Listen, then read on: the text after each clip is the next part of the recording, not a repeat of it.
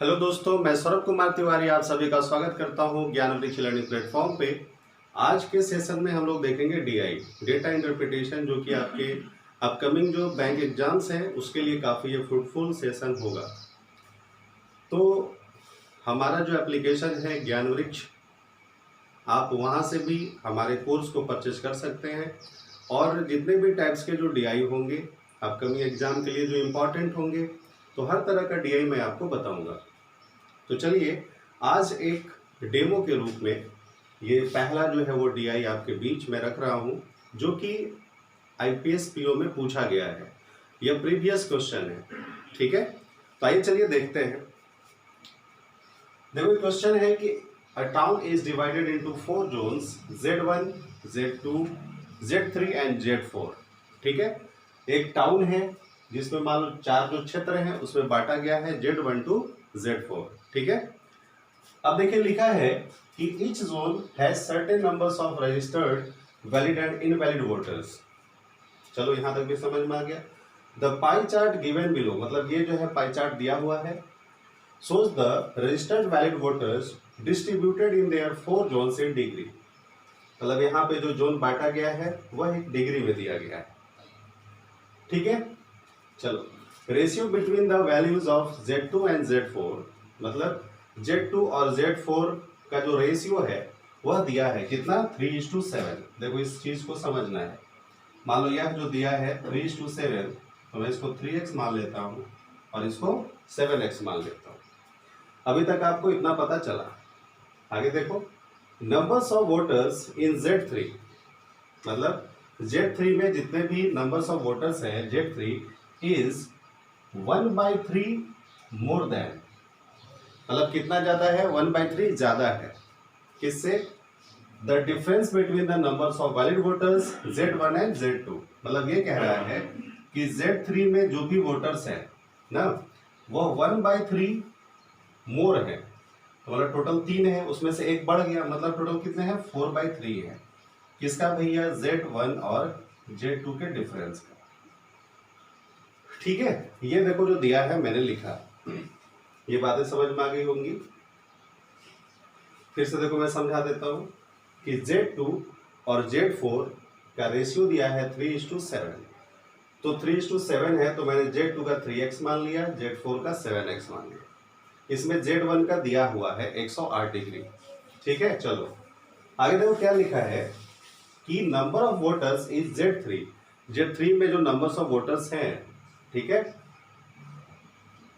वो क्या दिया है, Z3 is 1/3 more than the difference between the numbers of valid voters Z1 and Z2।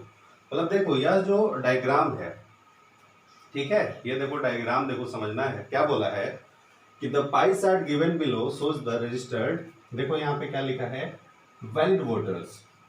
मतलब यह जो पाई चार्ट जो दे रखा है वह सब वैलिड वोटर्स का है, टोटल का नहीं।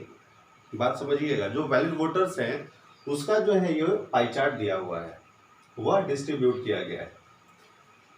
ठीक है ना, ये चीज ध्यान में रखना। यहाँ पे भी देखो क्या है कि numbers of voters in Z3, मतलब Z3 में जितने भी नंबर्स ऑफ वोटर्स है is 1/3 more than the difference between the numbers of, देखो यहाँ पे लिखा है valid voters Z1 and Z2। ठीक है, तो अभी जो हम लोग कहानी देख रहे हैं वह सारा किसका है भाई, वह सारी जो कहानियां हैं वह वैलिड वोटर्स का है।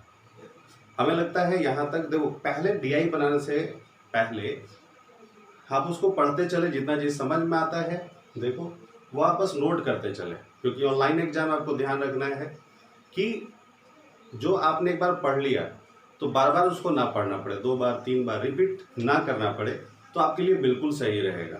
इस चीज़ों पे ध्यान देना है ऑनलाइन एग्जाम में। ठीक है, चलो आगे देखो। फिर क्या लिखा है कि डिफरेंस बिटवीन नंबर्स ऑफ, देखो यहाँ लिखा है कि valid voters in Z3 and Z4 is 480।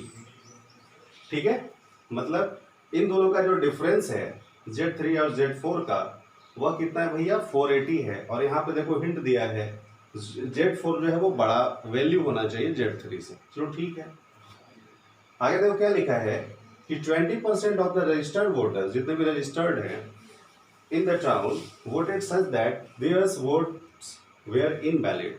मतलब ये भी देखो दे रखा है कि जो 20% है, मतलब जो टोटल वोटर्स हैं, तो उसमें जो 20% जो वोटर्स हैं वो इनवैलिड है। तो वैलिड कितने हो गए? 80%। ये जो पाई चार्ट दिया गया है किसके लिए? वैलिड वोटर्स के लिए। चलिए, तो देखो मेन अगर आप इसको सॉल्व कर लेते हो तो सॉल्व कर लेने के बाद फिर क्वेश्चंस कुछ भी होगा आप बड़े आराम से बना सकते हो। देखो मैं सॉल्व कर रहा हूँ, आप चीज़ों को बड़े ध्यान से देखना।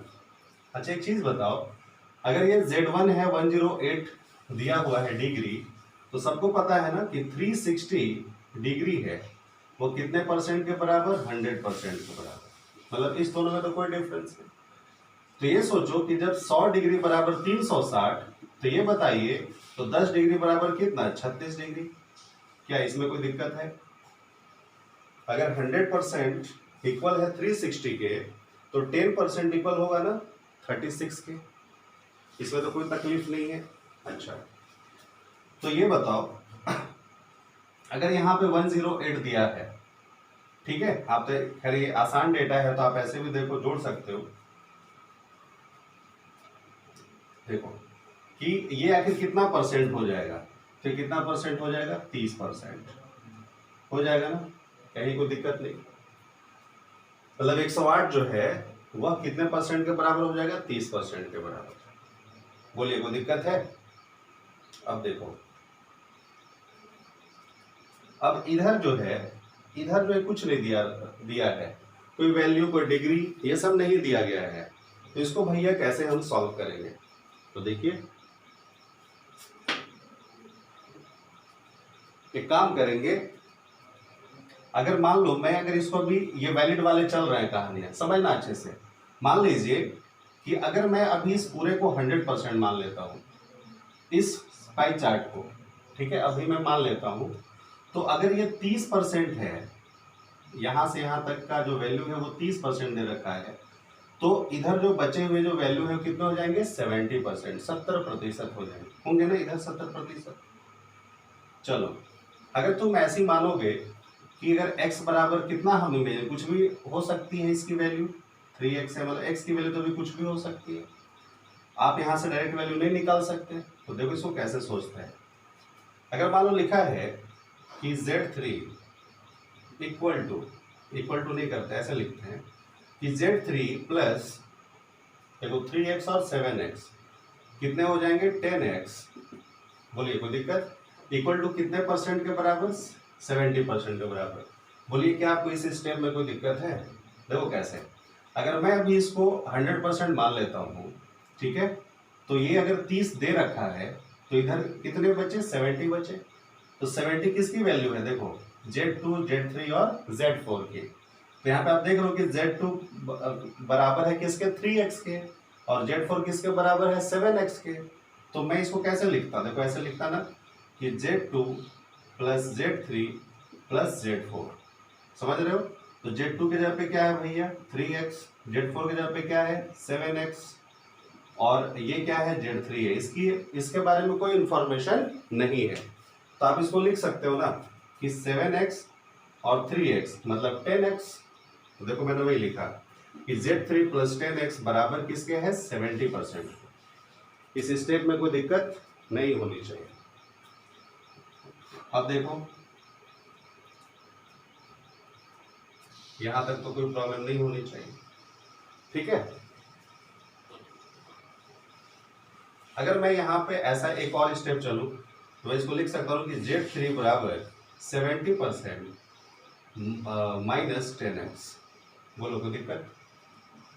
यहां तक भी कोई प्रॉब्लम तो नहीं होनी चाहिए। अच्छा एक लाइन देखो बोला है ना, देखो इसको समझना कि Z3, ये वाला देखो, number of voters in Z3 is 1/3 more than. अच्छा देखो Z3 जो है वह 1/3 ज्यादा है, तो 1/3 ज्यादा मतलब कितना हो जाएगा? 4/3 ज्यादा है। किसके डिफरेंस से? तो दे रखा है Z1 और Z2 के डिफरेंस है। बोलो ये बातें समझ में आई? मतलब Z3 के जगह पे हम इस वैल्यू को पुट कर सकते हैं ना। देखो फिर से इस लाइन को पढ़ो, समझ में आ जाएगा कि numbers of voters in Z3 is 1/3 more than मतलब 1/3 ज्यादा है, ठीक है, तो कितना हो जाएगा 4/3 हो जाएगा। किसके डिफरेंस है भैया, क्योंकि देखो वैलिड वैलिड वोटर्स लिखे गए हैं, तो इसलिए मैं यहाँ पे इस वैलिड वोटर्स का ही सारा चार्ट बना रहा हूँ, सारा जो डेटा वैलिड वोटर्स का ही ले रहा हूँ, तो आप इसको लिख सकते हो क्योंकि यहाँ भी वैलिड वोटर्स के ही बारे में बोला है। तो देखो Z1 और Z2 का जो डिफरेंस है ना, उसका मतलब Z3 जो है उससे 1/3 ज्यादा है, तो मैं Z3 की जगह पे ये लिख सकता हूँ, कहीं कोई दिक्कत नहीं होनी चाहिए। चलो आगे बढ़ते हैं। अब इसको मैं अगर और लिखूं कि Z3 इक्वल टू ये 4/3 है, और यहाँ पे यहाँ पे क्या लिखा है Z1, तो Z1 की वैल्यू कितनी है 30% माइनस, और Z2 की वैल्यू कितनी है 3x। बोलिए क्या ये बात आपको समझ में आई। Z3 बराबर हो जाएगा किसके 4/3 ब्रैकेट में 30% माइनस 3x के। बोलो कोई दिक्कत। अब अगर आप इसको और आसान बनाओगे तो कितना हो जाएगा 40%, मतलब इसको कट करोगे तो 10 टाइम्स, माइनस ये कितना हो जाएगा 3 कट जाएगा ना, ये कितना हो जाएगा 4x। बोलिए मतलब देखो ये सबसे शॉर्ट है कि Z3 की वैल्यू हो गई 40% माइनस 4x। बोलो इसमें कोई दिक्कत है, कोई दिक्कत नहीं होनी चाहिए। तो देखिए तो मैं अब यहाँ पे जो Z3 है वहां पे मैं लिख सकता हूँ ना, क्या लिख सकता हूँ 40% माइनस 4x बराबर 70% माइनस 10x। समझाने के लिए मैं आपको हर चीज बता रहा हूँ, ठीक है, क्योंकि अगर आपको भी एग्जाम में जैसे अगर आप लोग रीजनिंग में चीटिंग एलिमेंट पजल्स या जो भी कोई क्वेश्चंस देखते हैं तो पहले आप उसको ऑब्जर्व कीजिए, है ना। ऐसा नहीं कि तुरंत क्वेश्चन आया और पेन चलाना शुरू कर दिए, नहीं, किसी भी क्वेश्चन को जब आप देखेंगे तो सबसे पहले आप मोटो बनाइए।